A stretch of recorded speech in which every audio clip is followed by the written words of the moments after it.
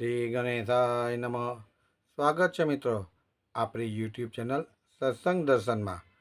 આજે આપણે શિવકથા મહાપુરાણના ભાગ 6 એટલે કે અવિનાશી પ્રેમની પવિત્ર શિવકથા શ્રેણી શ્રાવણનો પ્રકાશપથ ભાગ 6 પાર્વતી લીલા અધ્યાય અને શિવને જાણવાની ઈચ્છા.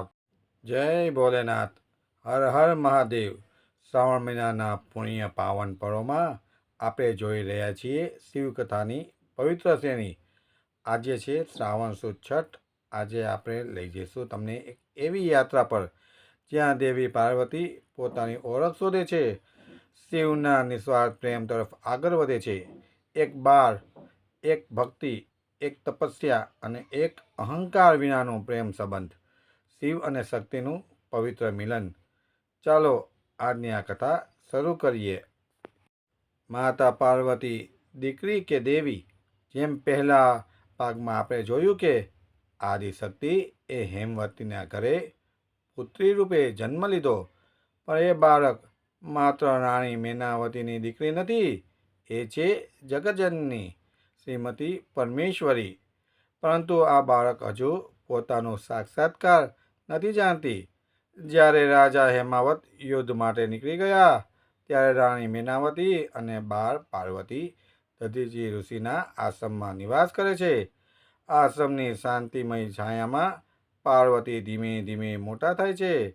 એમની દ્રષ્ટિ હંમેશા એક જ દિશામાં હિમાલયની ટોચ તરફ હતી, જ્યાં પોતે પણ જાણે છે એના પતિ પણ તપમાં લીન છે. એના રમવાનો ખેલ પણ અલગ છે. બીજા બાળકો રમે પથ્થરોથી, પાર્વતી રમે માટીથી, પણ દર વખતે શિવલિંગ બનાવી દે. દધીચી ઋષિ જાણે છે આ બાળ માં છે, શક્તિ છે, પરંતુ માતા મેનાવતી માનતા નથી. શિવ તો નંગ ધ્રંગ ભસ્માચિત ભૂતગણો સાથે તાંત્રિક, એ દેવ થઈ શકે? પણ સમયની વેળાએ નિયમિત અલૌકિક ઘટનાઓ શરૂ થાય છે. એકવાર આકાશમાંથી ત્રિશુલમાંથી પડેલું ડમરું સીધું આશ્રમના ખાડામાં, અને દરરોજ બાળ પાર્વતી જાય છે તે ખાડા પાસે ખોદે છે. એક તાણ છે જેને એમ પણ સમજાતું નથી.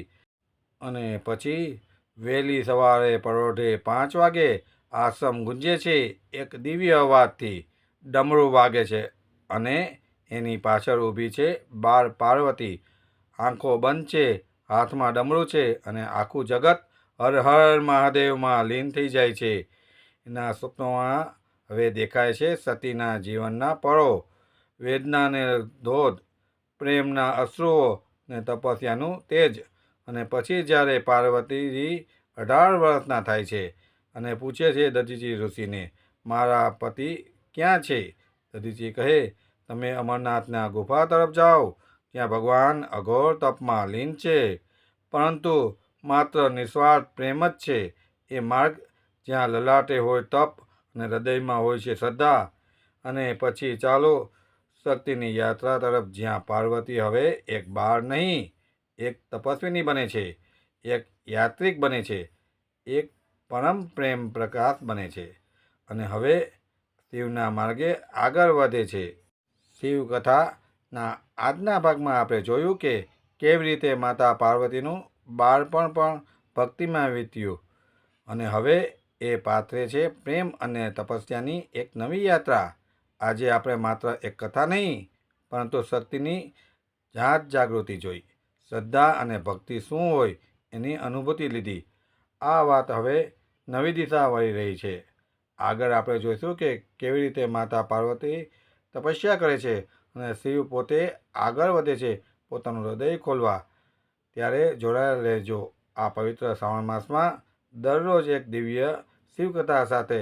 અને કોમેન્ટમાં લખો, નમઃ પાર્વતી પતે હર હર મહાદેવ હર. જય ભોલે, જય શક્તિ, જય ભક્તિ. જો તમે શિવ ભક્ત હો તો લાઈક કરો, ભક્તિ ફેલાવી હોય તો શેર કરો, રોજની કથા મેળવવી હોય તો ચેનલને સબસ્ક્રાઈબ કરો. અને નીચે કોમેન્ટમાં લખો, જય શિવશંકર, મહાદેવ હર.